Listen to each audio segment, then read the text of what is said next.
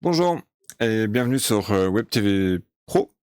Et puis aujourd'hui, le sujet de cette vidéo, c'est une question que je me suis posée tout à fait au début. Heu, Qu'est-ce qu'une caméra PTZ? Alors dans l'idée, je savais ce que c'était. Ça permettait de, comment dire? D'avoir une caméra, qui est motorisée et qui tourne un petit peu dans tous les sens. Mais quand je suis allé sur Amazon, j'ai trouvé des caméras PTZ. Il suffit de regarder quand vous allez sur Amazon, vous tapez caméra PTZ et vous allez voir ce qui arrive. Donc c'est un petit peu ça le sujet du jour, de cette vidéo et puis, on va aller rentrer rapidement dans ce sujet. Qu'est-ce qu'une caméra PTZ? Voilà, un petit PowerPoint et en avant, Guingamp comme on dit. Alors une caméra PTZ, c'est une caméra qui fait pan, tilt et zoom. Alors pan, en fait, il fait un mouvement horizontal de la caméra. Le tilt, il fait à la verticale, donc c'est le mouvement vertical. Et puis le zoom, il permet de zoomer en avant, en arrière, pour rapprocher l'objet, le sujet de votre prise de vue. Fonctionnalité clé. Alors la fonctionnalité clé, elle fait du 360 degrés. Et à la verticale, c'est du 180, je crois, théoriquement. 170 en réalité, voire un petit peu moins, mais globalement, c'est ça. Donc ça fait une sphère complète, hein, ça couvre complètement une zone à surveiller. C'était mon erreur à l'époque, quand j'ai commencé, à chercher des caméras pour remplacer mes webcams. Je suis allé sur Amazon. J'ai cherché caméra PTZ et je suis tombé sur les caméras de surveillance. Évidemment, ça m'a posé question parce qu'entre une caméra PTZ audiovisuelle et une caméra de surveillance, le prix n'est pas le même. La qualité n'est pas le même. Donc on trouvait en fait des caméras PTZ à 50 €, je crois, ou moins de 100 €, on va dire. Et ça avait l'air pas mal quand même. Ça avait l'air pas mal. Le zoom optique, il est relativement puissant. Il peut aller, de 10 à 30 fois, c'est ce qu'on trouve en général. Il se contrôle à distance avec un joystick ou un logiciel ou encore comment dire? Oui, non, c'est le joystick et le logiciel. Ça peut être à travers un navigateur, ça peut être à travers un logiciel comme vMix ou d'autres logiciels qui gèrent aussi ces accès-là, en général, c'est via une API. Ou via une télécommande. Elle dispose de pré-réglages, donc ça sont des positions et des mouvements qui sont préprogrammés. Je vais vous montrer ça, alors sur la télécommande. Sur la télécommande, vous voyez ici les différents chiffres qui vous permettent en fait d'accéder aux différentes caméras, aux différentes positions de la caméra que j'aurais préalablement enregistrées. On peut faire aussi autre chose avec, bon c'est les caméras quand on vous les livre, on les livre en général avec ça.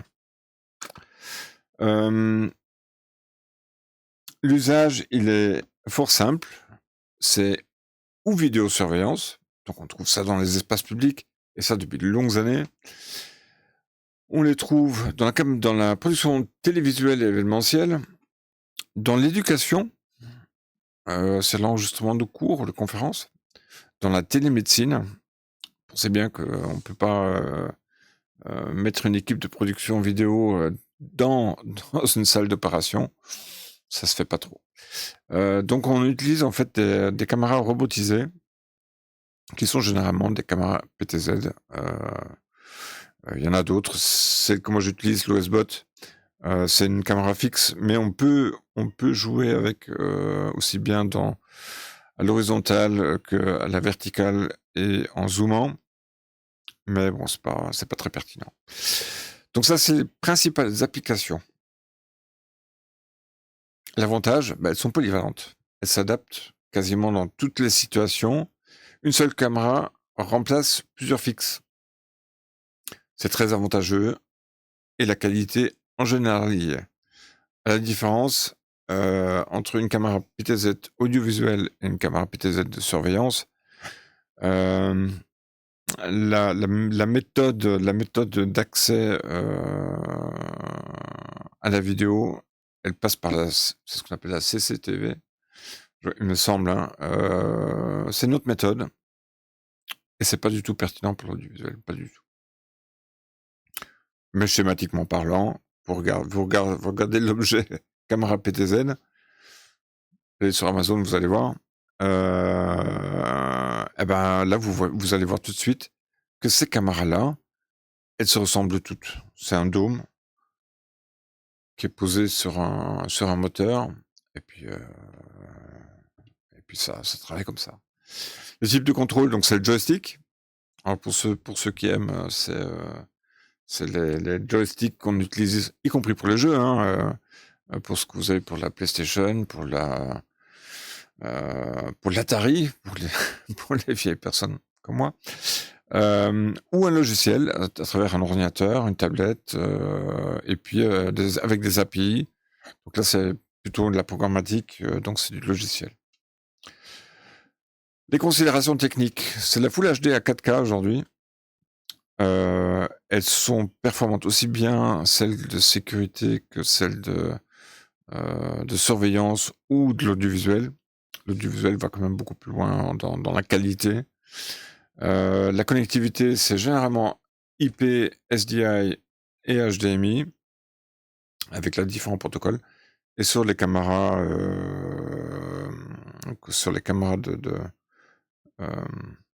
sur de nombreuses caméras, on trouve aussi l'USB qui permet de connecter la caméra PTZ directement à l'ordinateur. Alors c'est surtout pour des raisons de configuration. Et puis éventuellement, vous pouvez aussi brancher un disque SSD sur certaines caméras. Ça dépend vraiment des modèles. Regardez sur Amazon, là vous en trouvez de toutes sortes. Il y a toutes sortes de prix. Voilà, ça là vous voyez par exemple une caméra PTZ. Alors ça c'est ça y ressemble à une caméra de surveillance pour les bébés, avec donc là en l'occurrence le support sur lequel il y a la boule, donc avec avec les capteurs, avec l'objectif, et puis les mécanismes qui permettent de tourner dans tous les sens l'objectif. Il peut y avoir l'IA intégrée. Aujourd'hui, beaucoup de caméras l'ont, y compris dans les entrées de gamme. Et c'est valable aussi bien dans la surveillance que dans l'audiovisuel, parce que ça permet en fait de suivre certaines indications. Alors dans l'audiovisuel, c'est pour faire un suivi d'une personne qui se déplace sur un plateau, par exemple.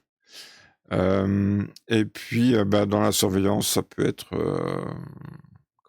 pour lire des plaques, pour surveiller s'il n'y a pas d'intrusion, des trucs comme ça.